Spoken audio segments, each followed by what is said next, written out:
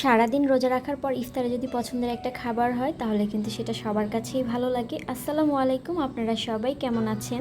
আজকের ভিডিওটা একদম দুপুরবেলা থেকে শুরু করে দিয়েছি, কারণ এই সময় দেখা যায় যে রাতের বেলার জন্য রান্না করি, তারপর ইফতার বানাবো কি তো সেগুলো কিন্তু এই সময়ই করে থাকি। তবে এই যে দুপুর 3টা বাজে রান্নাঘরে গিয়ে রান্না করা, এটা আমার কাছে কিন্তু অনেক বেশি বিরক্ত লাগে, কারণ এই সময় দেখা যায় কি এনার্জি লেভেল একদমই লো থাকে। তারপর এই সময়টাতেই কিন্তু আমাদেরকে রান্না বান্না করতে হয়। রোজার মাস আসলে সকালে অনেকটা সময় ঘুমানো যায়, এটা আবার একটু ভালো লাগে। আসলে যখন যেরকম রুটিন চলে তখন মোটামুটি একটু ভালো লাগে কাজ করলেও, কিন্তু এই যে দুপুরবেলা রান্না বান্না করা এটা কিন্তু অনেক বেশি খারাপ লাগে। আজকে ইফতারে কি বানাবো সেটা চিন্তা করতে করতে ভাবলাম যে একটু খিচুড়ি রান্না করে ফেলি, কারণ আগের দিনে গরুর মাংস রান্না করা আছে একটু, তো সেগুলো দিয়ে আর কি খিচুড়ি রান্না করে নিব। খিচুড়ি রান্নার জন্য চালের সাথে আমি 2 রকমের ডাল মিশিয়ে দিয়েছিলাম, আর এই তো রান্না করা যে গরুর মাংসটা ছিল সেটা দিয়ে এখন চালটাকে ভালো করে ভেজে নিচ্ছিলাম। এমনি সময় যদি খিচুড়ি রান্না করি সেটা একটু ঝরঝরে রাখার চেষ্টা করি, তবে রোজার মধ্যে যদি খিচুড়ি রান্না করি তবে সেটা একটু নরম রাখাই ভালো আমার কাছে মনে হয়। সারাদিন রোজা রেখে যদি একদম ঝরঝরে খিচুড়ি খাওয়া হয় তাহলে দেখা যাবে যে অনেকটা পানির পিপাসা লাগবে বা শরীরটা অনেকটা শুকিয়ে আসবে। সেজন্য আমি মনে করি যে খিচুড়ি রান্না করলে সেটা একটু পাতলা করে রান্না করলেই ভালো হয়। আর এবার রমজান মাসটা এমন একটা শুষ্ক সময় শুরু হয়েছে, মানে সারাদিন আসলে পানির পিপাসা লাগে না ঠিকই, কিন্তু হাত পা এমন ভাবে টানতে থাকে মনে হয় যেন এখন পর্যন্ত শীতকাল চলছে।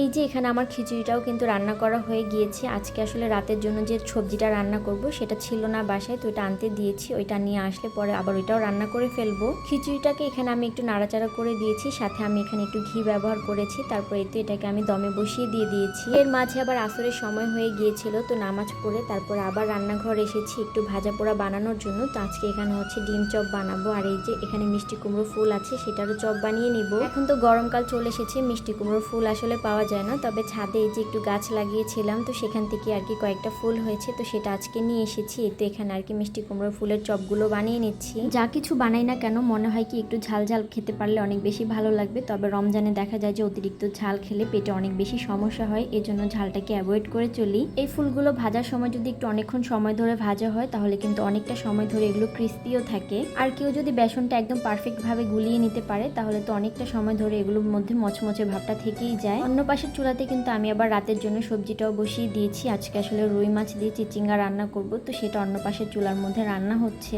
আমি এখানে ভাজা পোড়ার কাজটা করে নিচ্ছিলাম, অন্যদিকে আমার শাশুড়ি মা সবকিছু গুছিয়ে নিচ্ছিল।